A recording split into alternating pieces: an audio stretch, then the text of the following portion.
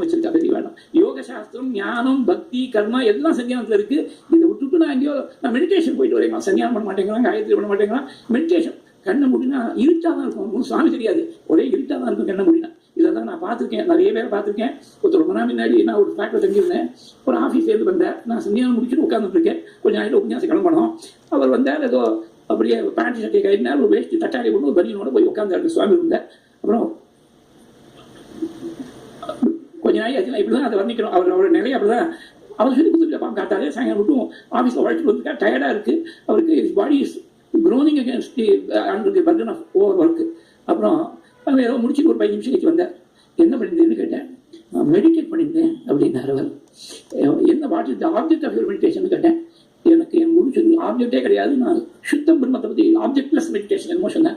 நான் பேசாமல் இருந்துட்டேன். ரொம்ப பெரிய லெவலாக இருக்குது, நம்ம கிட்ட போக முடியாத லெவல், பேசாமல் இருந்துட்டேன். அதனால இதெல்லாம் ஏமாந்து விடப்படாது. மெடிடேஷன் ரொம்ப பெரிய விஷயம். நாம் தியானம்னு சொல்லுவோமே, யாருக்கு தியானம் சித்திக்கும்னா கடைசி ஜென்மாவா யாருக்கு இருக்கோ அவளுக்கு தான் தியானம் சித்திக்கும். நாம சாஸ்திரங்கள்ட்ட சொல்லிக்கொள்ள லட்சணம் பார்த்தா நாம சொல்றாரு ஸ்பீக்கிங் ஃபார் மைசெல்ஃப், கிட்டக்குமே போக மாதிரி கிட்டக்கு நெருங்குற மாதிரி இல்லையே.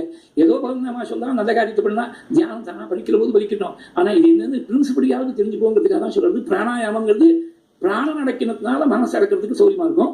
அப்புறம் அடுத்த 5வது பிரத்யாகாரம். ஆகாரம்னா எல்லாருக்கும் தெரியுது, வெளியில இருக்கக்கூடிய அன்னத்தையோ ஆகாரத்தையோ உள்ள கிரகிக்கிறது ஆகாரம் இல்லையா. பிரத்யாகாரம்னா அதுக்கு ஆப்போசிட். வெளியில இருக்கக்கூடிய இந்திரிய சுகங்களை உள்ள கிரகிக்காமல் இருக்கிறது நான் enjoyment of the external pressures, அது பிரத்யாகாரம்.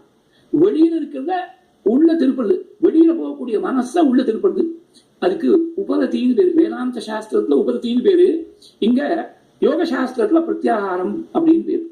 இதுக்கு ஒரு சின்ன எக்ஸாம்பிள் சொல்றேன். ரமண மகர்ஷி சொல்றது, அவர் காலத்துல 74 வருஷம் ஆயிடுச்சு. அவ சித்தி அடைஞ்சு 74 வருஷம் ஆயிடுச்சு. 1950 சித்தி. அவ காலத்துல சைக்கிள் தான் ரொம்ப காமன் மோட் ஆஃப் டிரான்ஸ்போர்டேஷனா இருந்தது. சைக்கிள்ல